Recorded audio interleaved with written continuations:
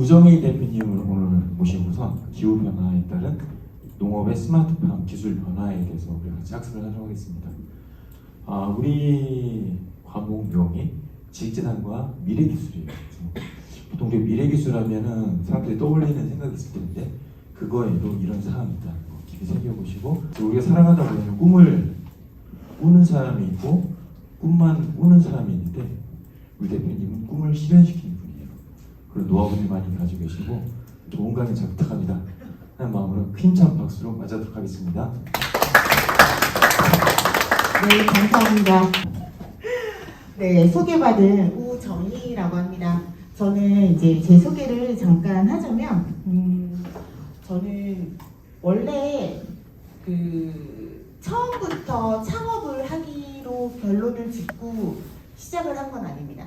처음에는 장사를 시작했어요. 그러니까 사업을 하다가 망한 게 아니라 어떤 때 투자를 했다가 쫄다가 주식하다가 망했다 그러죠. 그래서 쫄딱 망해먹고 그래서 장사부터 시작해서요. 장사로 서울에 집 샀습니다. 서울에 집 사고 이런 이제 경력들이 있고 그리고 나서 이제 한 회사가 마케팅 회사였어요. 마케팅 회사에서 음성적인 마케팅, 그러니까 의사들, 변호사들 이런 분들 있죠. TV 출연을 어떻게 시키는지 그리고 크몽에 가면 신문 기사를 어떻게 내는지 이런 부분들에 대한 브랜딩에 관련된 회사를 다녔고요. 그리고 그 전에 학부 때는 미술을 전공했습니다.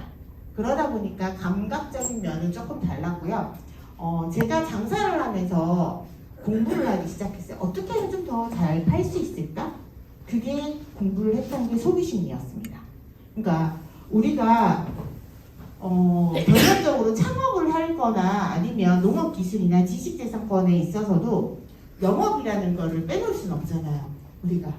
그런데 이 영업이라는 거 나와 같은 채널의 언어를 어떻게 구사하는지 나와 어떤 생각을 같이 나누는지에 따라서 크로징이 되고 안 되는 경우가 많아요. 그러다 보니까 제가 봤을 때는 우리가 인간 사는 데 있어서는 이런 부분에서 내가 도와주려고 하는 부분들이 상대방이 인식하면 크로징이 돼요.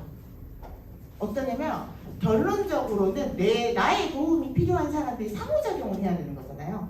나의 도움이 필요한 사람이 나의 지식을 아니면 내가 필요한 부분들을 채워줄 수 있다고 생각하기 때문에 그 사람과의 관계성을 가지고 거기에서 판매가 이루어지거나 아니면 지식재산권처럼 뭔가를 돌파구를 만들거나 아니면 그렇게 사는 방법을 어떻게 컨설팅을 받거나 여러 가지를 할 수 있는 것 같습니다. 경력이 되게 화려하다고 그랬죠. 그러다 보니까 처음에는 이게 나한테 도움이 될까라고 생각했을 때가 많았어요. 이게 정말 나한테 도움이 될까? 그랬는데 굉장히 도움이 많이 됩니다. 소비 심리를 알고 나서의 전과 소비 심리를 알기 전과 알고 난 후가 너무 달라요. 그래서 그런 부분들 때문에 우리 이제 수업을 시작할 때 제가 여쭤보거든요. 창업자들한테 여쭤봐요. 여기 있는 우리 학생분들한테도 여쭤볼게요. 내가 취업을 할 건지 내가 창업을 할 건지 고민하잖아요. 그렇죠? 고민하는데 나는 어떤 거에 더 적정한 사람인지 내가 추구하고자 하는 것들을 근데 적정한데 내가 얼마나 실현시킬 수 있는가가 더 중요한 것 같아요. 그래서 내가 창업을 한다고 해서 사람들이 나한테 오지는 않잖아요. 그런 것처럼 내가 직장에 다닌다고 해서 내 업무의 지식이 굉장히 업그레이드 되지는 않아요. 또 직장을 갖느냐고 해서 하지만 내가 어떤 사람으로 만드는가는 나의 몫인 거잖아요. 그래서 지금 오늘의 제가 농업에 대한 것들을 이야기하고 있지만 우리 학생분들이 농업은 이런 거다라고 했지만 농업은 지금 블루오션이에요. 블루오션이에요. 왜인지 알아요? 왜일까요? 자, 농가들의 90%는 65세 이상이에요. 그래서 청년들이 가면 굉장히 상호작용이 안 되니까 소통이 안 되니까 어때요? 알아듣지 못하신단 말이에요. 그러니까 힘들다고 말씀해요. 힘들다고. 어른들이 고집만 세고 말을 안 들어주신다고 얘기하거든요. 근데 그 단계를 살짝만 넘으면 다들 너무 편하대요. 너무 편하대요. 어떤 경우가 있냐면 농가들 중에서 저한테 이제 제가 AT센터 아시죠? 농수산유통센터. AT센터에 1년에 산세 페이지나 이런 것들 한 100개 이상을 저희가 작업을 하거든요. 하는데 농가분들이 다 65세 이상이다 보니까 전화를 드리면 나는 모르겠습니다. 알아서 해주세요. 라고 말씀을 하세요. 저는 물건만 잘 키울 줄 알지 잘 모릅니다. 라고 말씀하세요. 그러면 우리 학생분들이 만약에 그렇게 디자인을 하거나 아니면 뭔가를 만들어준다고 생각해 보세요. 안 그러면 특허를 해주거나 상표권 등록을 해준다고 하시면 어떻게 이야기하실 건지 접근성이 굉장히 농가 쪽으로는 무료로 지원 사업이 엄청 많습니다. 그래서 300만 원 정도를 지원해주고 지식재산권을 만드세요 부탁을 하고 다녀요. 지자체들이 부탁을 하고 다니거든요. 근데 몰라서 못 하시는 거예요. 몰라서 못 하시거든요. 그런 부분들도 이제 이야기를 해드리면서 수업을 시작해 보도록 하겠습니다. 농식품의 지식재산은 어디 가서 볼 수 있는지에 대한 부분들이고요. 두 번째는 스마트팜은 이런 거다. 그리고 세 번째는 기후변화가 농축산업에 미치는 영향에 대해서 아시면 내가 이런 부분들을 잘할 수 있는데라는 아이디어가 좀 떠오르실 것 같습니다. 마지막에는 지식재산권을 우리 이제 스마트 농축산 산업에서 어떻게 발휘하면 좋을 건지 아이디어를 한번 생각해 보면 좋을 것 같아서 이렇게 구성을 했고요. 자, 첫 번째 농업온이라고 합니다. 보통 농업의 기술을 가르쳐 주는 데는요, 농업기술센터라고 있습니다. 농업진흥청도 있고요. 굉장히 농업이라는 말을 써서 굉장히 많거든요. 어느 정도냐면 농식품진흥센터에 들어가시면 농업에 관련되거나 식품에 관련된 특허들이 우리나라에서 그냥 만들어줬어요. 특허를 만들어서 1년에 이게 단가 설정을 해야 되지만 1년에 5만 원도 안 내고 특허를 쓸 수 있어요. 5만 원도 안 내고. 근데 그 설정이 어떠냐면 많이 팔면 또 돈을 좀 더 내야 돼요. 근데 조금 팔면 우리가 이게 팔릴지 안 팔릴지 모르잖아요. 그래서 농진청에 있는 분들이 농업기술센터에 있는 박사님들 많잖아요. 연구소는. 그런 박사님들이 특허를 받아서 우리가 지원 사업을 하는 게 있어요. 그러면 7년 동안 거의 한 1억 4천 정도 지원을 받아요. 매년 지원이 나온다는 거예요. 그리고 또 일반적으로 그런 특허를 가지고 있으면 일부러 그런 특허들을 가지고 오고 나의 특허를 결합해서 어떤 형태로 또 지원 사업을 받냐면 R&D라고 하죠. R&D 연구 사업을 받을 수 있어요. 근데 연구 사업을 받을 때는 꼭 사람이 필요합니다. 어떤 사람이? 농업인. 그 다음에 어떤 사람이 필요해요? 학생. 또 누가 필요해요? 교수님. 이 연구진이 무조건 있어야 돼요. 연구시설에 대한 부분들에서 보통 연구개발로 들어오는 비용들은 거의 3억 정도 됩니다. 그래서 굉장히 그런 것들을 많이 필요로 하고 있고 농식품에는 전문가로서에 있는 사람들이 그렇게 많이 포진되어 있지 않습니다. 특히 특허 관련 쪽으로는 알고 있는 분들이 그렇게 많지 않아요. 그래서 그런 부분들에 대해서 어떻게 이루어졌는지 사이트를 통해서 한번 보시고 그런데 첫 번째로 이분들은 너무 무지하기 때문에 말투에서 곱지는 않습니다. 뭐냐면 다 알아 나 이렇게 말씀하시거든요. 다 알아. 근데 딱 들어가 보면 아무것도 모르십니다. 알아서 해주세요 라고 말씀하세요. 나중에는. 그러니까 첫 단추에 다 안다고 하는데 내가 하지만 그냥 그러세요 라고 하고는 만약에 어떤 지식재산권에 대해서 설명이 아니라 들어주는 뭐가 필요한지 들어주시는 자세로 들어간다고 하면 농민들이 고심하고 있는 거 제품 개발을 해놓고도 이걸 어디 가서 특허를 해야 될지 어디 가서 상표권 등록을 해야 될지 알고는 있어요. 하지만 실행을 한 번도 해본 적이 없으신 거예요. 다 대행이에요. 그래서 그런 부분들에 대해서 서류 작업, 원페이지 서류 하나 쓰는 거, 보통 학생들이 레포트 쓰면 보통 몇 장 정도 써요?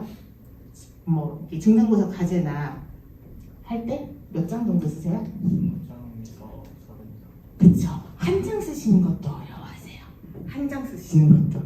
거기에다가 인적사항 적는 거 말고는 아무것도 못 쓰신다고 생각하시면 돼요. 그래서 그런 걸 도와주실 수 있는 분들도 계신다면 굉장히 좋습니다. 그래서 이런 부분들 한번 살펴봐 주시면 좋을 것 같고요.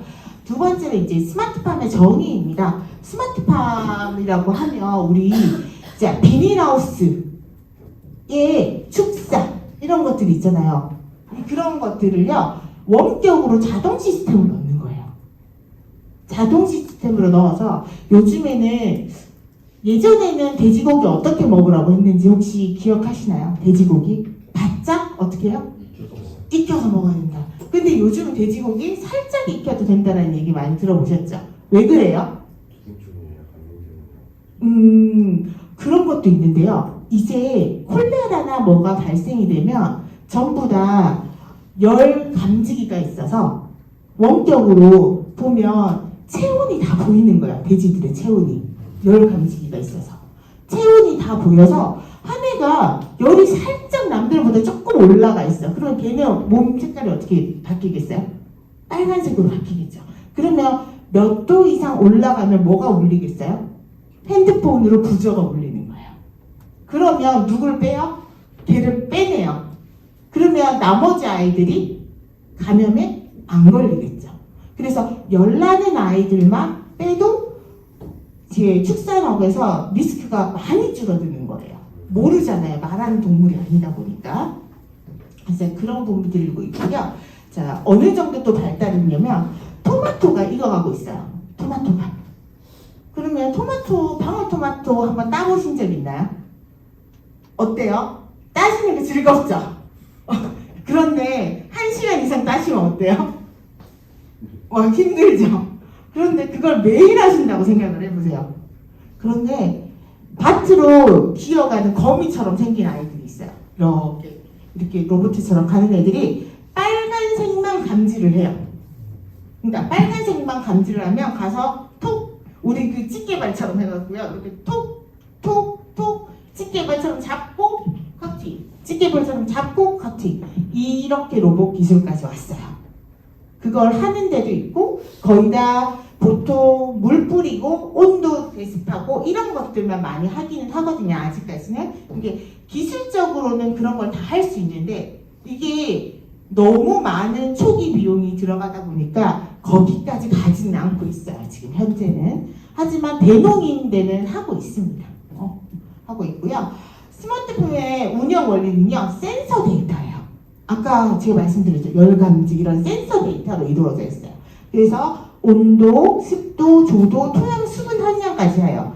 자, 대표님들이 이제 우리 학생분들이 샐러드 좋아하시나요? 여성분들은 좋아하는데 남성분들은 많이 안 좋아하시더라고요. 근데 샐러드는 땅에서 키울까요? 우리가 먹는 편의점에서 파는 아니면 이제 샐러드나 뭐 이런 샐러드 프랜차이즈에서 파는 샐러드들을 어떤 땅에서 키우는 걸까요? 아니면 수중에서 키우는 걸까요? 어디서 키우는 걸까요? 물로만 키워요. 물에다가 양분을 타서 우리가 물로 키우는 거예요. 자, 왜 그러냐면 리스크가 땅은 무조건 토양에는 유기질로 되어 있어요. 그래서 벌레가 생겨요. 무조건 100%.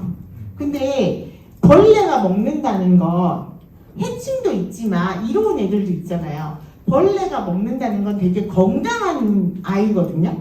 건강한 아이인데 문제 벌레 먹는 거 우리 소비자들이 사 먹어요, 안 사 먹어요? 안 사 먹으니까 수경 재배하는 거예요. 뭘로 키운다? LED로 키운다. 이게 스마트팜입니다. LED로 키우는 거예요. 바질 페스토 좋아하시나요? 바질? 바질의 50%는 뭘로 키우냐면 다 수경 재배로 해서 스마트팜으로 키웁니다. 바질은 햇빛이나 이런 데 노출이 많이 되면 바로 녹는 제품이에요. 그런데 우리나라 올해 기온이 어땠어요? 자, 올해 가장 시원한 여름을 견뎠어요. 그쵸? 내년에는 어떻다고요? 더 덥다고요. 그러면 농작물들이 어떻겠어요?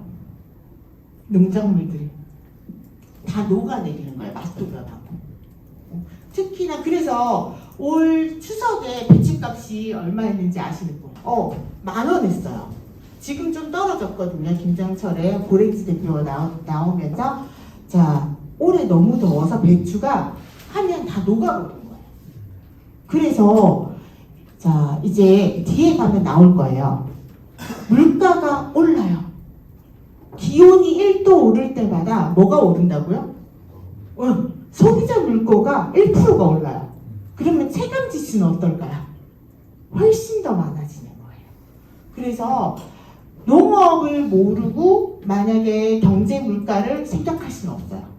그래서 이런 부분들을 안다고 하시면 내가 이런 부분까지 고려하면서 설명을 하거나 이런 부분까지 설명해서 그래서 지적재산권이 필요합니다 라고 설명을 한다면 굉장히 좋은 거죠.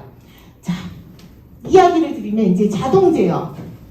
왜냐면 내가 공대생이 아니면 이런 걸 할 수가 없잖아요. 그쵸? 그런데 이런 부분들이 필요해요. 조건에 대해서 이제 관수도에 제하고 성장 유지하고 데이터에 대한 시각화도 만들어 드리고요. 예측 및 분석하는 것도 있고요. 원격 모니터링 하고 또 자동화 작업들도 있고요. 그리고 가장 못하시는 부분이 어디냐면 하루 종일 농사일을 했어요. 그러면 집에 와서 정리가 될까요? 안 되시겠죠. 그래서 뭐예요? 데이터 기록이 자동화되는 걸 제일 좋아하십니다. 자동화되는 거. 그래서 스마트팜의 운영 원리는 요즘에 공대생들 중에서 이제 1세대가 있었고 2세대가 있었고 3세대가 있었어요. 지금 우리는 3세대를 겪고 있는데 편리하게끔 굉장히 많이 만들어놨어요. 비용은 좀 비싸지만 편리하게끔 생각보다 많이 만들어져 있고 그걸로 지금 과제나 이런 것들을 되게 많이 하는 형태가 바뀌어져 있어요. 이제 신문 기사를 이제 조금 보여드릴 거고요. 일단 스마트팜의 분야별 적용은 이렇습니다. 자, 온실이라고 하면 비닐하우스, 컨테이너, 도시농업이라고 들어보셨죠? 도시농업이 이런 이제 온실에서 하시는 것들이고요. 과수, 과일, 채소를 다 가수라고 합니다. 그래서 이런 것들을 다 하고요. 노지에서도 하는 것들을 그냥 일반 땅에서 하는 걸 노지라고 이야기를 하고요. 축사 안에는 곤충도 들어갑니다. 곤충도. 자, 곤충은 아직까지 인식이 사람이 먹는 곤충은 인식이 어때요? 별로죠. 근데 이 곤충이 굉장히 큰 효과를 보이는 데가 있습니다. 어딜까요? 맞아요. 또 어딜까요? 반려견. 영양제로서의 역할을 담당하고 있습니다. 자, 되게 재밌는 건 스마트팜을 하는데도 불구하고 스마트팜으로 곤충을 키워요. 군뱅이 같은 거. 키우는데요. 걔네들도 매일매일 인사를 안 해주면 애들이 죽어요. 되게 신기하죠? 그런 얘기 들어보잖아요. 음악을 틀어놓고 있으면 식물이 잘 자라고 뭐 이런 얘기 들어봤잖아요. 똑같이 감정 교류가 돼요. 스마트팜을 하는데도. 되게 재밌네요. 사실 그래서 맨날 이야기를 해주고 예쁘다 해야 되는 것들이 그런 형태가 있습니다. 자, 스마트팜의 기대 효과는 사실 여기 이제 발제에 있는 것들을 보면서 혁신 주제의 사례집에 아주 자세하게 나와 있어요. 아주 자세하게. 제가 왜 여기에 있는 것들을 가져왔냐면 팩트가 잘 정리되어 있는 것들에 대해서 우리 학생들한테 전해주고 이거 이외에 뒤에 못다한 이야기들 있잖아요. 속 이야기들. 그런 것들을 좀 얘기하고 싶어서 온 거였고요. 또 생산성 향상에 대한 부분들. 왜 이게 꼭 필요할까요? 생산성 향상이 왜 필요할까요? 농가에서 생산성 향상이. 왜냐면 다들 어때요? 나이가 65세 이상이시잖아요. 이제 젊은 친구가 혼자 일하고 그리고 인건비가 우리가 이제 외국인 노동자가 들어오지만 외국인 노동자들 농가에 가면 인력비를 조금 받을까요? 많이 받을까요? 어떨까요? 많이 받아요. 시급보다 훨씬 많이 받아요. 자, 하루 8시간 정도 일하면 거의 한 20만 원 받습니다. 그러니까 노가다랑 똑같다고 생각하시면 돼요. 노가다업이랑. 그 대신 힘들긴 합니다. 힘들긴 하지만 스마트팜을 하면 관리적으로 예를 들어서 고추를 따려면 허리를 어떻게 해야 돼요? 숙여야 되잖아요. 그래서 시골에 가면 그 방석처럼 생긴 엉덩이 여기 이렇게 묶어서 앉는 그 의자들 있잖아요. 그런 것들이 앉아서 돌돌돌돌 가시기 위해서 그렇게 허리 아프지 않기 위해서 그렇게 만들어 놓으신 거예요. 고랑에도 앉을 수 있게. 그래서 바닥에 앉아서 쪼그라져서 무릎이 다 나가신단 말이에요. 그런데 스마트팜은 고추를 키운다고 해도 그러면 고추를 키워도 어떻게 돼요? 두덕을 올려서 어디에 맞출까요? 사람 심장에 맞추는 거예요. 그러면 허리가 아파요, 안 아파요? 안 아프고 밑에 있는 것들도 잘 딸 수 있겠죠. 그리고 병해충의 땅에서 뭐가 생긴다고요? 병해충이 생긴다고 했잖아요. 병해충에 노출될 것도 어떻게 줄어드는 거예요. 근데 한 가지 문제는 있어요. 스마트팜을 하면 과실이나 이걸 열기 있는데 온실이잖아요. 비닐하우스고. 그러면 수정은 어떻게 해요? 수정. 과일이 열리려면 수정이라는 단계를 거쳐야 되잖아요. 어떻게 해야 될까요? 맞아요. 인공수정인데 사람 손으로 다 하면 어떨까요? 사람 손으로. 사실 노지에서도 사람 손으로 다 하고 있어요. 요즘은. 안 돼서. 뭐가 없어서? 벌이 없어서. 벌이 와서 해줘야 되는데 그 정도는 안 되는 거예요. 그런데 되게 재밌는 거 두 가지의 장단점이 있어요. 노지에 있으면 벌이 해줄 것 같잖아요. 근데 벌이 별로 없으니까 어때요? 인공적으로 해줘야 돼서 과일이 열려요. 그런데 온실에다가 벌통을 사서 와서 풀어놓는 거예요. 그리고 여행벌을 옮겨 놓으면 그렇게만 해주러 오는 사람이 있어요. 수정만 해주러 오는 분들이 있어요. 그러면 벌통을 옮겨 놓으면 여행벌 쫙 데리고 가서 들어가는 거예요. 그러면 그렇게 만들어 놓으면 수정이 어떻게 돼요? 집약적으로 되겠죠. 그런 부분들도 생각해보고 벌이 없어지면 인구는 어떻게 된다? 멸망한다고 해요. 벌이 굉장히 중요한 역할을 하고 있고요. 벌이 하는 일들이 굉장히 많습니다. 그래서 벌이 없어지면 안 되는 이유 중에 하나가 우리나라가 자꾸 벌 먹으라고 이러는 바람에 지금 벌들이 살아남지 못하거든요. 특히 말벌들이 있으면 일반 벌들이 살아남지를 못해요. 예, 그런 부분들에 있어서 벌들이 있어야지만 생명력을 유지하는 기본 농업의 기반이기 때문에 벌들을 잘 양봉업을 그래서 나라에서 보호해주는 이유가 그거입니다. 양봉업을.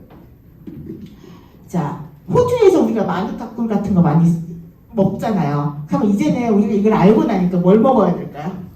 토종꿀을 먹어야 된다는 얘기가 나오는 거예요. 우리 건 우리가 보호해줘야 되니까. 이제 이런 부분들을 디테일하게 실질적으로 소비자와 그리고 농가들하고 연결하는 역할에 있다 보니까 저희의 자식도 대학생이거든요. 그러다 보니 잘 모른단 말이에요.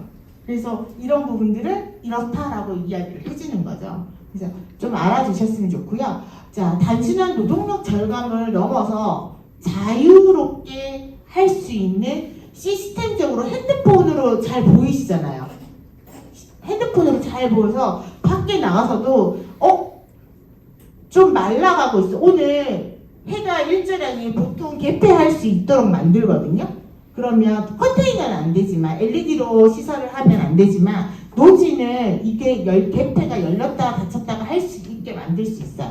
그런데 일조량이 많아. 그러면 수분량이 어떻게 돼요? 너무 하우스 안에 많아도 안 되잖아요. 그랬을 때 개폐하는 걸 이거를 내가 서울에 있어도 원격으로 된다라는 거예요. 자, 요즘 차들은 어때요? 문 어떻게 잠궈요? 시동 어떻게 켜요?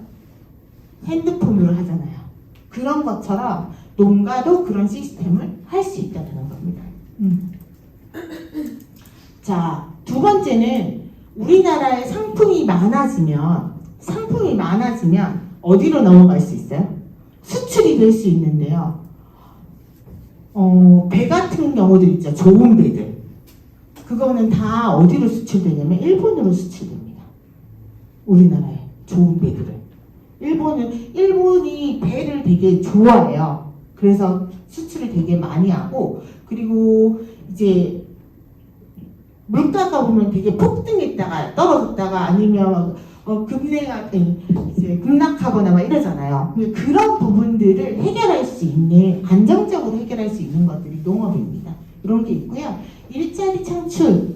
자, 보시면 되게 많아요. 생산 일자리 확대, 경영자, 전문 재배사부터 시작해서 시스템 개발자, 컨설턴트, 그리고 굉장히 좋은 건 장애우들이 설 자리가 있어요. 스마트팜 농업을 하면 장애우들이 설 자리가 있어요. 특히 푸르메 소셜팜이라는 회사가 지금 스마트팜 두개동에서 15명의 발달장애인들이 지금 하고 있거든요. 자, 이런 근무 환경이 조절이 가능하다라는 것들을 이야기를 해드리고 싶습니다. 자, 분야별 스마트팜 구성도는 굉장히 생각보다 기계장치가 많이 들어가는데요. 나열만 많을 뿐이에요. 나열만. 그런데 시스템적으로는 어렵지 않습니다. 시스템적으로는 어렵지 않습니다. 혹시 칫솔 살균기는 어떤 걸 활용할까요? 칫솔 살균기. 자, 넣어놓으면 불이 켜지고 일정 시간이 지나면 꺼지잖아요. 이거는 어떤 센서를 이용할까요? IoT 센서예요. 그러니까 우리가 접목할 수 있는 게 이제 학부생들이 지금 접목할 수 있는 건 내가 어떤 것들을 배우고 있을 때 논문을 같은 기종에 있는 것들을 한 50건을 읽으면 어떤 기술 기반인지 다 깰 수 있어요. 어떤 기술 기반인지. 그러니까 특허를 할 때 유사 특허를 막 찾잖아요. 논문도 그렇잖아요. 그런데 내가 사업계획서를 쓰든 아니면 다른 것들을 발췌를 해주든 그런 거 있을 때 논문 50개를 읽고 그렇게 해서 작업을 하면 굉장히 작은데도 불구하고 이게 IoT로 보이느냐 그냥 음식을 만든 것처럼 보이느냐의 차이가 벌어지는 거예요. 제가 8천만 원 정도 지원을 받았던 8천만 원 정도 지원했던 식품이 하나 있어요. 여러분들이 맨날 먹는 물엿이에요. 물엿. 올리고당이라고 하죠, 보통. 자, 이거를 조금 다른 소스를 넣었어요. 그러면 레시피가 바뀐 거잖아요. 그러면 정부에서 뽑아줄까요? 안 뽑아줄까요? 나라에서 뽑아줄까요? 안 뽑아줄 것 같죠? 그런데 발효를 하거나 뭔가를 삭히거나 이러려면 당화가 되려면 뭐가 가해져요? 열이 가해지죠. 열이 일정 온도가 올라가면 바닥에 눌러붙죠. 그러면 무슨 맛이 생겨요? 쓴맛이 생기잖아요. 쓴맛이. 그러면 소비자가 이제 팔 수가 없겠죠. 그래서 거기에다가 논문을 50개를 읽고 제가 뭘 했냐면 센서를 부착하겠다. 그래서 60도가 넘지 않게 은근하게 졸이는 거예요. 그래서 핫플레이트도 60도를 이렇게 센스 해줄 수 있잖아요. 그런데 기술 모형만 봤을 때는 그거 핫플레이트를 60도로 맞추는 게 아니잖아요. 왜냐면 핫플레이트 60도로 맞췄다고 하더라도 얘네들도 전기가 올랐다가 내렸다가 그 밑에 누를 수 있잖아. 그러니까 저는 센서 막대기를 꽂아놓고 부저가 올리게 하겠다. 노트북을 연결해서. 그래서 60도가 넘어가면 어떻게? 부저가 올리는 센서 기반을 하겠다라고 해서 8,000을 받은 거예요. 자, 우리가 되게 생각을 할 때 어떻게 우리가 똑같은 식품인데도 불구하고 특허로 보여져야 되고 특허를 받아내야 되는 경우들이 생겨요. 왜냐하면 그런 부분들이 있잖아요. 기술에 대한 부분들이니까 그런 부분들은 논문에서 발췌를 해서 어떻게 엮을 수 있는지를 조금 공부하신다고 하면 특허에 대한 관련 기반에 있어서 누구한테 자문을 해주거나 아니면 그런 부분들을 캐치하는데 굉장히 빠를 수 있습니다. 그래서 그런 부분들이 사실 스마트팜도 똑같아요. 다 센서 기반이에요. 다 거의 다 센서 기반이라서 그런 부분들을 해주면 좋겠고요. 자, 과수 분야도 보면 물, 햇빛, 온도, 습도 그거에 따라서 물을 뿌리거나 아니면 해가 들어오게 하거나 그런 센서 기반으로 다 되어 있잖아요. 그래서 이런 부분들에 대한 기술 분야도 같이 협력할 사람이 있다고 하면 개발을 해보시는 것도 좋을 것 같습니다. 자, 다 앞에 보시면 외부 PC 또는 모바일을 통해 다들 뭐라고 돼 있어요? PC 또는 모바일을 통해 다 똑같아요. 자, 축산도 보실래요? 축산도 보면 PC 또는 모바일을 통해서 온습도, 기상 상황, 그다음 관수, 이제 병해충. 제가 말씀드렸죠. 온도 열기반 센서로 온도 측정한다고 말씀드렸잖아요. 그렇게 해서 스마트한 축산 분야도 작업을 할 수 있습니다. 자, 그러면 질문 하나 드릴게요. 기후변화가 농축산업에 미치는 영향입니다. 기후플레이션이라고 해요. 그래서 우리가 이제 기후플레이션에 대한 이야기는 뒷장에 있는데 먼저 퀴즈를 하나 내겠습니다. 현재 사과 재배 면적의 증감률이 가장 높은 도는 어디일까요? 경기도인가요? 땡! 땡입니다. 경상남도인가요? 아니요, 땡입니다. 오! 맞습니다. 강원도입니다. 강원도 몇 프로일까요? 몇 프로가 증감이 되었을까요? 5년 전보다 800%가 증감됐습니다. 자, 이제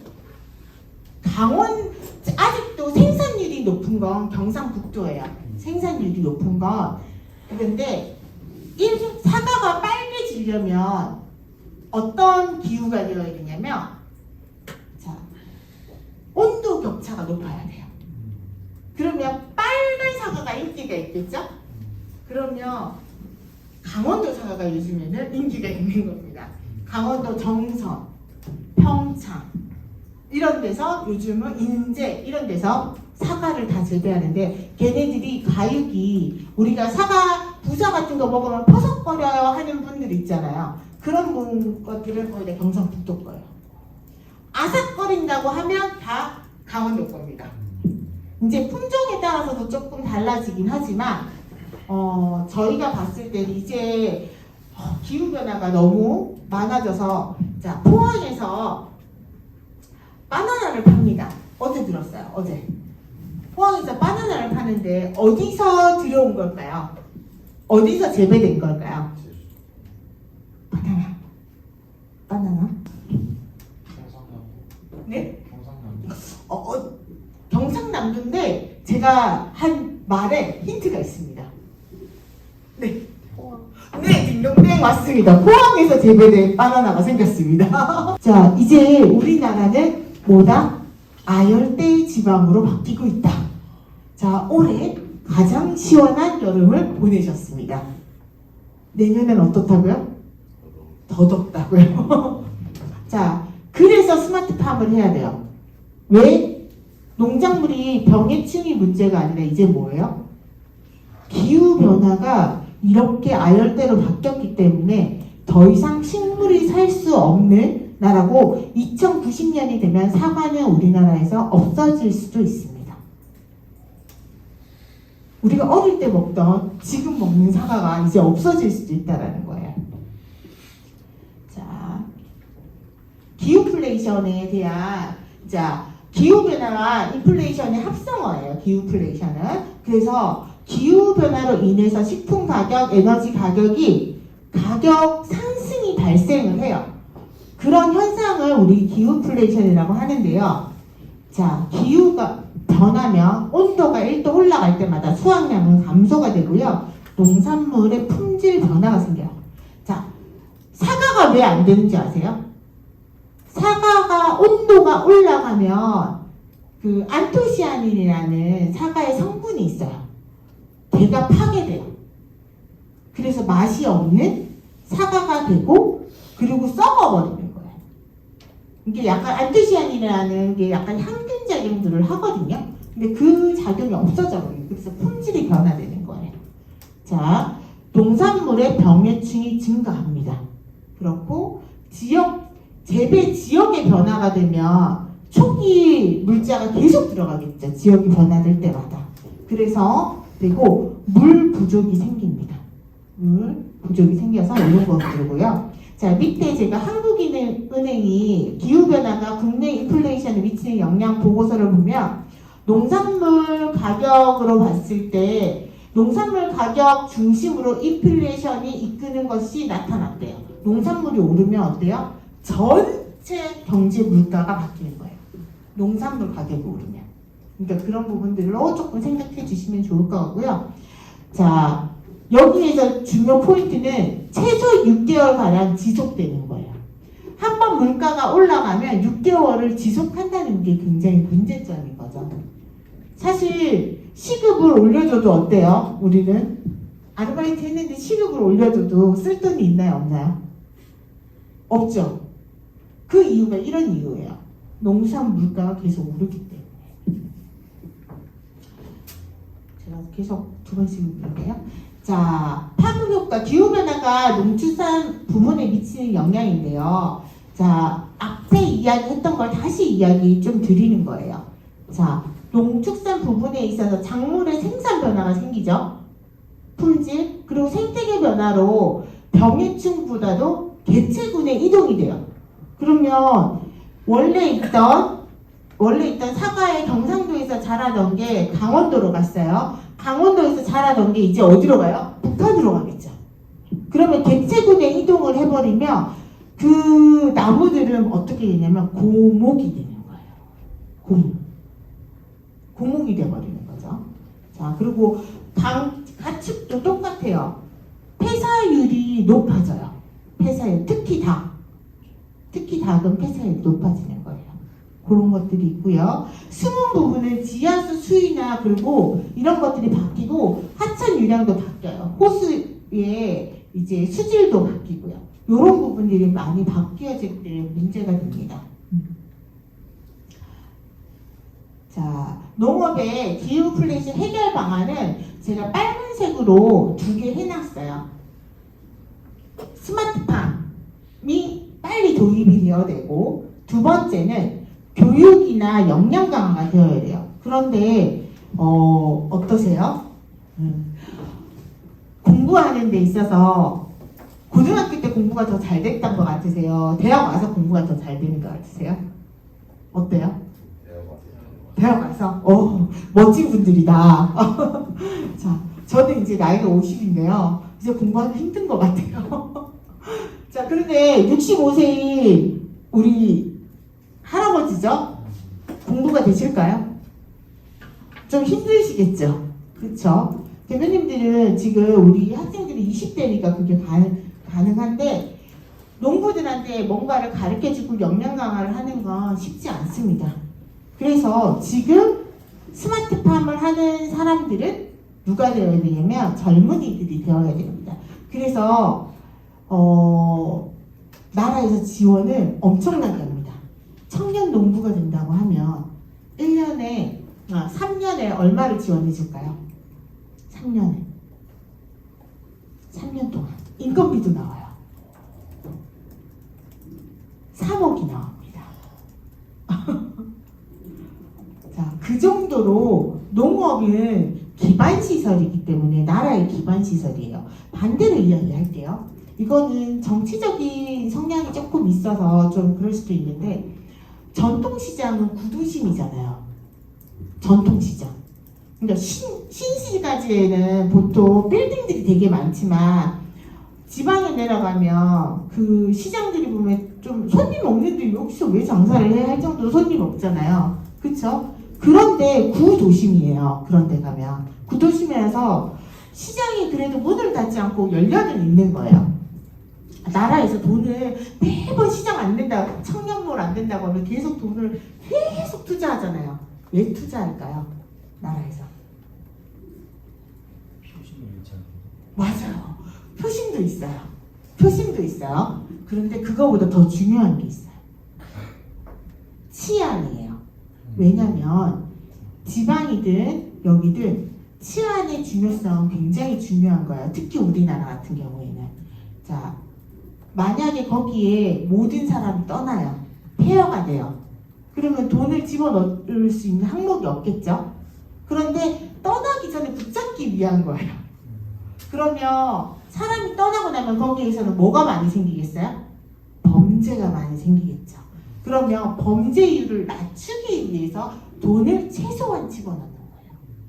그래서 뭐 활성화한다 그러고 해주는 거죠. 그러니까 상인들한테 직접적으로 돈을 주진 않아요. 그렇다고 해서 직접적으로 하는 거 이벤트하고 이런 것들을 많이 하거든요.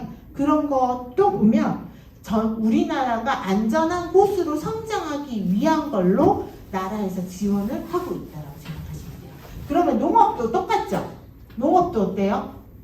이제 농업을 해줄 사람들이 젊은 사람이 필요하니까 어떻게? 지원을 해주려고 애쓰는 거죠. 그런 부분들 하고요. 자, 농업의 디오플레이션의 해결 방안은 뭐냐면 우리 탄소 중립이라는 얘기 많이 들어보시나요? 탄소 중립. 제로 웨이스트. 나는 그래도 제로 웨이스트를 완전히 실천하지는 않지만 그래도 실천하려고 노력한다. 재활용하려고 노력한다. 맞나요? 다 그렇죠. 내가 직접적으로 적극적으로 하고 있지는 않지만 그래도 하려고 애쓰고 분리해서 내놓고 씻어서 버리고 이 정도는 하고 있다. 근데요, 농축산품 부분에서도 이게 굉장히 중요합니다. 우리가 먹는 농업은요, 이제 이산화탄소를 배출을 해요. 농축산은. 우리가 숨 쉬어도 뭘 내뱉어요? 이산화탄소를 내뱉죠. 그래서 이런 부분을 더 탄소가 되도록 우리가 먹는데도 우리가 또 에너지를 쓰게 만드는 거예요. 자, 메탄가스, 이산화탄소보다 더 위험한 게 메탄가스입니다. 메탄가스는 파괴되는 데까지 굉장히 오랜 시간이 걸리거든요. 자, 그래서 이런 부분들을 조금 빨리 넘어가면 퀴즈를 드릴게요. 자, 여기서 가장 이산화탄소가 많이 발생하는 식품은? 오, 네, 맞히셨습니다. 드릴게요. 자, 그래서 이중 소고기가 그렇고요. 새우가 의외로 3위예요. 새우가. 양식장, 새우가. 벌목이나 이런 것들로 해서요. 특히 양식하는 새우들은, 근데 우리 칵테일 새우 너무 좋아하죠. 칵테일 새우가 다 이렇다고 생각하시면 됩니다. 그리고 양고기, 치즈, 우유도 똑같은 이산화탄소를 발생을 시키고 있고요. 메탄가스가 나오는 게 벼예요. 벼. 우리가 먹는 쌀, 밀 이런 것들이 메탄가스가 나옵니다. 왜 나오냐면 물에, 그러니까 논에 물을 대잖아요. 거기에서 뭐들이 땅이잖아요. 그럼 거기에 뭐가 있어요? 유기물질들이 있죠. 거기에 곤충들이 어때요? 메탄가스를 만드는 거예요. 근데 물을 안 넣고는 할 수가 없잖아요. 그래서 물을 빨리 빼고 물 있는 걸 최소한 동안 해야 되는 거예요. 그런 것들. 자, 우리가 채소를 할 때, 만들 때도요, 저런 메탄가스가 발생을 해요. 그래서 스마트팜을 해야 된다는 이유들이에요. 자, 스마트팜의 농축산 기술인데요. 요거의 최종 목표만 우리 학생분들께서 이제 생각해 주시면 좋겠습니다. 가장 중요한 거는요, 온실가스를 감축하는 거예요. 가스 감축. 왜냐면 선순환이 되어야 되는데, 보세요. 우리가 혹시 밥 좋아하세요? 쌀 좋아하세요? 아니, 밥 좋아하세요? 고기 좋아하세요? 밥 좋아하는 거, 다행입니다. 혹시 저는 고기 좋아합니다. 고기 좋아하면 안 된대요. 고기 좋아하면 안 된대요. 이런 거예요. 자, 우리가 사는 데 있어서, 그래서 축산이 더 많아지는 건 온실가스를 더 많이 만드는 거랑 똑같은 이야기거든요. 그래서 채식주의자가 모든 사람들이 되어야 된다. 채식주의자들이 이걸 걸고 나오긴 하더라고요, 가끔. 이런 부분들을 한번 확인을 해주시면 좋을 것 같고요. 자, 요거는 조금 읽어보시면 좋을 것 같습니다. 5분 전이라서 저탄소 농업 기술을 개발 확대를 했으면 좋겠고, 그리고 온실가스의 통계 자료가 잘 없습니다. 찾기 힘드실 거예요. 이런 통계 자료는. 그래서 이런 것들을 기후변화에 대한 컨텐츠를 갖고 있는 분들이 많이 없어요. 학교마다도. 그래서 내가 만약에 교수를 준비한다. 그러면 기후변화에 대한 논문을 쓰는 건 추천드립니다. 우리나라에 많지 않습니다. 그래서 그런 부분들 해주시면 좋을 것 같습니다. 자, 가장 중요한 이치입니다. 올해 이제 내년부터 쏟아질 겁니다. 올해 24년 7월에 27년까지 농업 생산의 30%를 스마트팜 농법으로 바꾸게 돼요. 그러면 지원금이 어떻겠어요? 우수수 떨어진다라는 얘기입니다. 그렇죠? 이런 부분들. 그래서 미래 영업을 위한 지원금과 마련이며, 자, 이렇게 지원을 아무나 해줄까요? 뭐가 있어야지 해줄까요? 그쵸? 지식재산이 있어야지 해줍니다. 그냥 아무것도 없는데 해주지 않죠. 지식재산에 대한 부분들이 무조건 포함되어 있어야지만 해줍니다. 그쵸? 그래서 그런 부분들을 체크해 보시면 좋겠습니다. 자, 스마트팜의 지식재산까지 필요한 이유는 제가 3가지로 정리를 해보았습니다. 노령화와 그 다음에 노동력 부족으로 되어 있기 때문에 경험에 의해서만 농사를 짓고 계세요. 경험에 의해서만. 근데 이거를 데이터에 대한 경험으로 전환을 해야 되는 거예요. 그런 부분들. 전환을 해야 되고, 낮은 경쟁력이에요. 생산량뿐만이 아니라 판매 환경에 대한 무지도 갖고 계시기 때문에 생산량, 판매하는 것도 되게 어려우신 거예요. 그래서 맨날 나라에서, 나이 많으신 분들이 나라에다 뭐 데모 같은 거 하시잖아요. 그런 부분들이 수매 안 해준다고. 수매 왜 이제 안 해주냐고.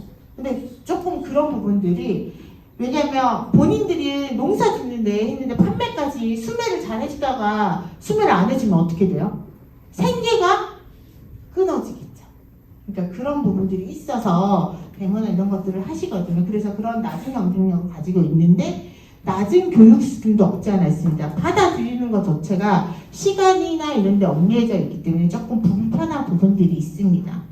그래서 나이랑 상관했을 때 좀 그 스마트적인 분들도 굉장히 많이 봤지만 스마트하지 않은 분들도 많이 봤습니다.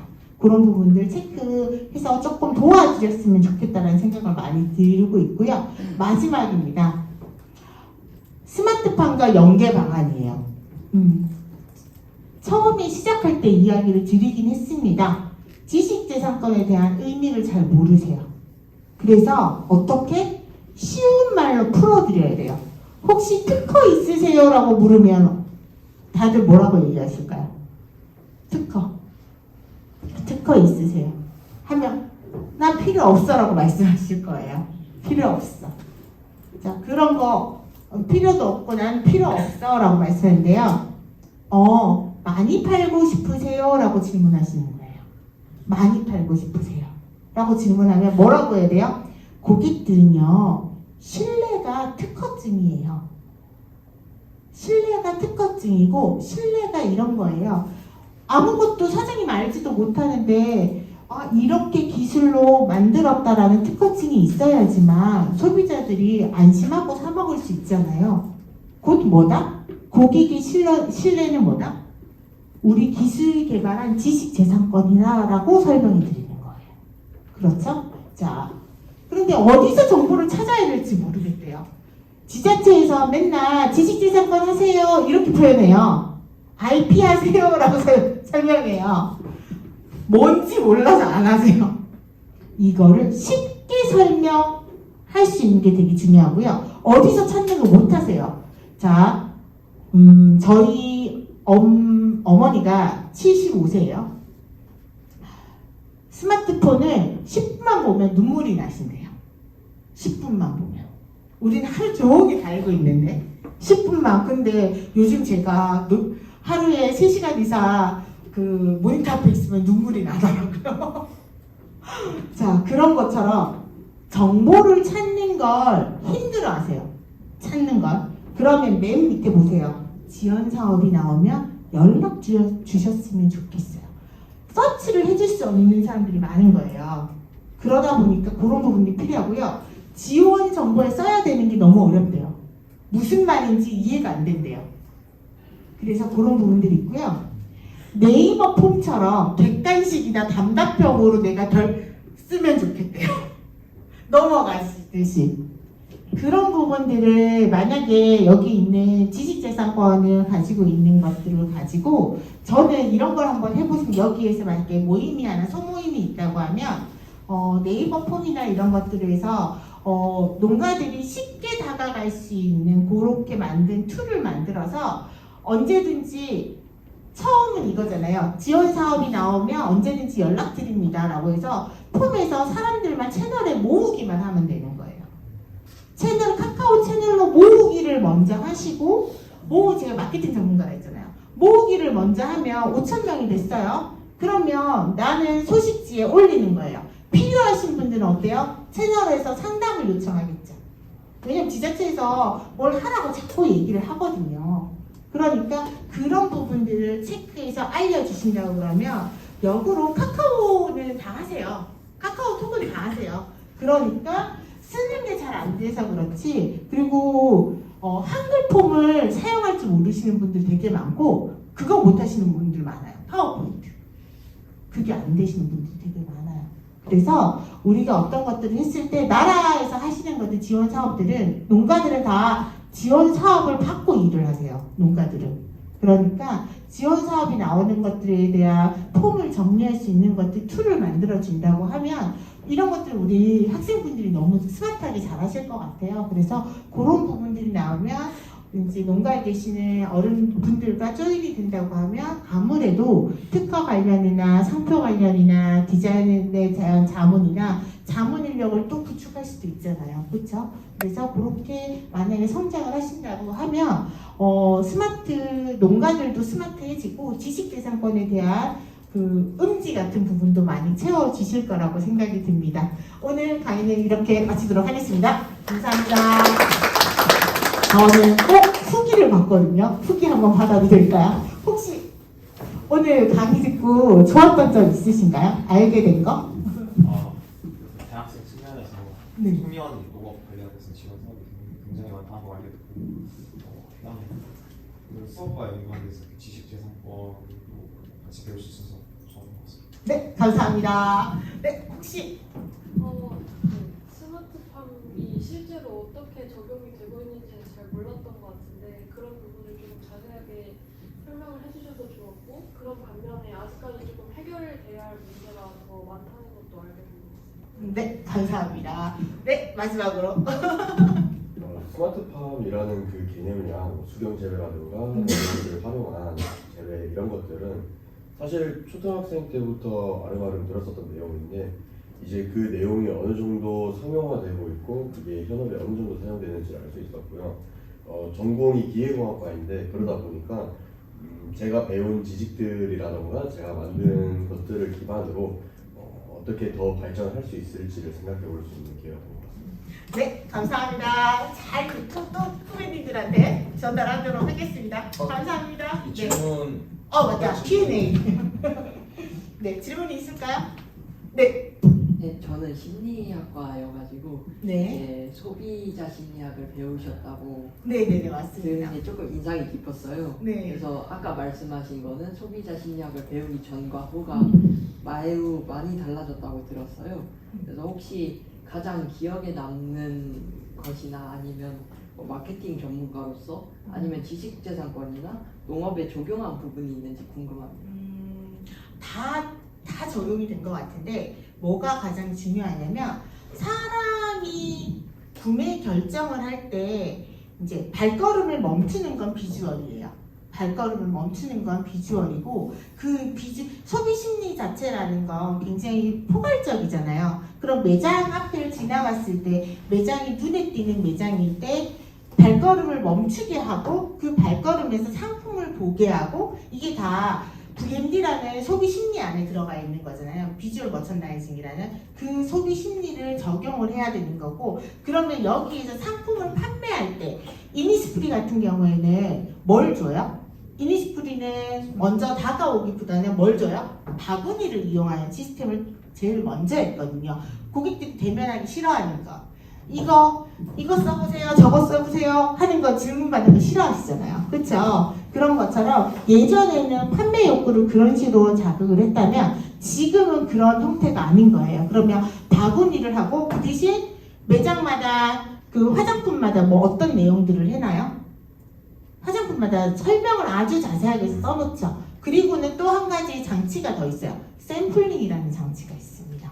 그렇죠? 샘플링이라는 장치가 있기 때문에 그런 것들로 효율을 높이는 거예요. 그렇게 구매 심리를 사용을 하거든요. 그래서 소비 심리라는 거 소비자의 바디랭귀지면 예를 들어서 우리가 사람을 대할 때도 어떤 사람은 손을 모으면서 이렇게 정중하게 되는 사람도 있고 어떤 사람은 얘기할 때 자꾸 여기를 부비는 사람들도 있어요. 자, 제가 이걸 말을 하는데 계속 부벼요. 어떤 느낌이세요? 아, 이 사람 긴장하는구나. 그쵸? 근데 제가 강의할 때 팔짱을 끼고 있어요. 어때요? 보통 바디랭귀지는 판독이라고 하거든요. 그래서 상대방 바디랭귀지를 판독하는 게 중요하지 않습니다. 왜냐면 판독하는 것보다 저 사람의 바디랭귀지를 풀어서 나와 상호작용이 되게 하는 게 더 중요한 거거든요. 그래서 내가 팔짱을 끼고 있을 때 제가 추워서 팔짱을 끼고 있을 수 있잖아요. 그런데 의미적인 소비자 언어로 봤을 때 의미적인 거 뭐예요? 소비자 폐쇄적이다. 나를 거부하나? 이런 게 먼저 부정어가 떠오른단 말이에요. 그랬을 때 내가 상대방한테 보여주는 것들은 오픈 마인드. 그러면 내가 만약에 어떤 것들을 사람을 대할 때도 소비 심리가 꼭 아니더라도 사람을 대할 때 이렇게 열린 자세로 대답을 한다 그러면 어떨까요? 그러면 아, 호감형이구나라고 사람들이 저한테 알겠죠. 자, 누구를 부를 때 제가 볼게요. 한번 강사님 한번 불러봐 주시겠어요? 강사님, 네, 이렇게 하는 거랑 또 한번 불러주세요. 강사님, 네, 하는 거랑 어떤 게 더 반가워 보여요? 두 번째가 더 반가워죠. 자, 발의 움직임에 따라서 어때요? 사람이 호감도가 있냐 없냐가 따져져요. 그러니까 이런 것들이 한 개만 국한된 건 아니고요. 사람을 대할 때의 관계성이 저 소비자가 나한테 어떻게 그러면 얘기를 하는 거예요. 소비자가 나한테 장치적으로 올 수 있냐 없냐를 거기 군데군데 장치를 놓는 거예요. 만약에 구매를 해야 되는데 구매를 안 하고 이거 얼마예요? 하고만 물어보고 가시는 분들이 있어요. 그러면 저는 어떻게 얘기할까요? 얼마예요? 라고 물어보면 뭐예요? 얼마예요? 물어보면 호감이 있는 거예요? 없는 거예요? 그거를 구매하고 싶다는 거죠. 가격이 비싼 거와 싼 거의 얘기 아니라 내가 그 소비자가 얼마로 생각하고 있는지를 우린 모르잖아요. 하면 죄송한데요. 제가 택배 싸고 있어요. 들어와서 보시고 그냥 좀 더 마음에 드는 거 조금만 기다려주세요 라고 얘기하는 거예요. 그럼 어때요? 바쁘지 않으면 어때요? 들어와서 구경하고 있죠. 그러면 머무는 공간에 있어서 체험 시간이 길어지면 백화점에 창문이 없는 효과랑 똑같아요. 백화점에 창문이 없으면 어떻게 돼요? 매출이 올라가는 거예요. 그거로 이제 머무는 시간이 길어지게 만들어주는 거죠. 똑같습니다. 그래서 이제 제가 그걸 알 때와 모를 때의 매출이 한 5배 차이가 났던 것 같아요. 예전에는 보험회사나 이런 데 건물 안에 못 들어갈 수 있었어요. 이제 스카프를 팔아요. 스카프를 판매하는데 제가 스카프를 들고 이렇게 팔면 팔릴까요? 안 팔릴까요? 안 팔 것 같지? 안 팔리는 거예요. 그런데 테이블, 그러니까 PP 봉투에다가 다 포장을 해서 테이블 책상마다 다 올려놓는 거예요. 그러면 관심 있는 사람이 뭐 해요? 이건 뭐예요? 하면서 한번 해봐도 돼요? 이렇게 물어보거나 아니면 얼마예요? 물어보거나 하잖아요. 그럼 재빨리 가서 뜯어버려요, 봉투를.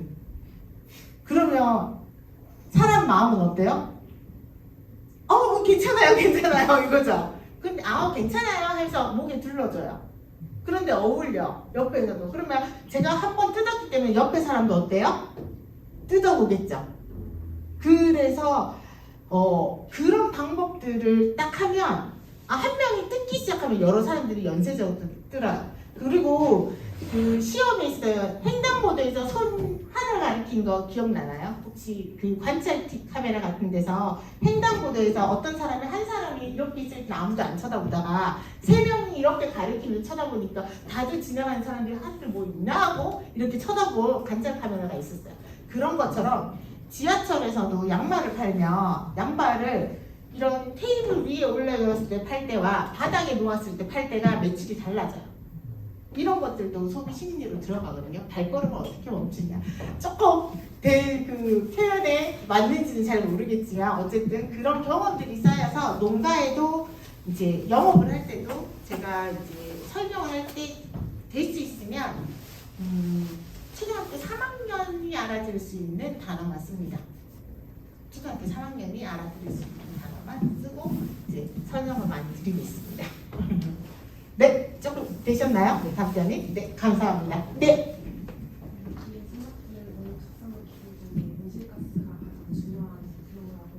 네.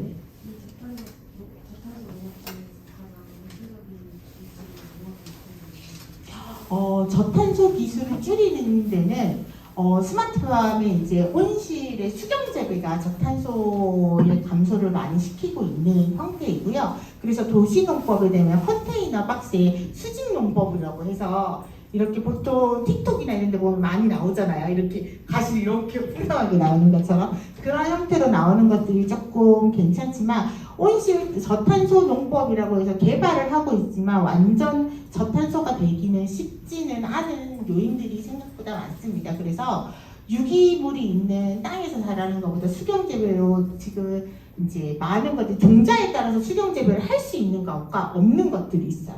그래서 그런 것들을 농진청에서 많이 개발을 하고 있고 그런 부분들을 많이 하려고 그러고 되게 재밌는 거 우리 철갑상어 있죠. 밑에는 아쿠아 시설을 하고 위에 토마토를 키우는 거예요. 그런 것들로 유기물과 무기물이 같이 형태에서 영양분을 주는 그런 건데 시설비가 몇십억씩 드니까 그런 거는 아직까지 구현하기에는 쉽지 않은 상태도 있습니다. 그리고 전북에 크러스트라는 데가 있어요. 농식품 크러스트가 있거든요. 그래서 만약에 지금 우리가 경쟁력이 있는 기술센터나 농식품 지원에 대한 부분들이 있는데 서울권도 있고 아닌 데도 있어요. 혹시 식품 영양 뭐 이런 거 하신 분들 있을까요? 혹시 근처에? 간혹 이런 쪽 없나요? 이제 마식저염이라는 업체가 있어요. 마식저염. 마식저염. 우리나라의 당뇨 환자가 몇 프로일 것 같으세요? 40대 이상 당뇨 환자.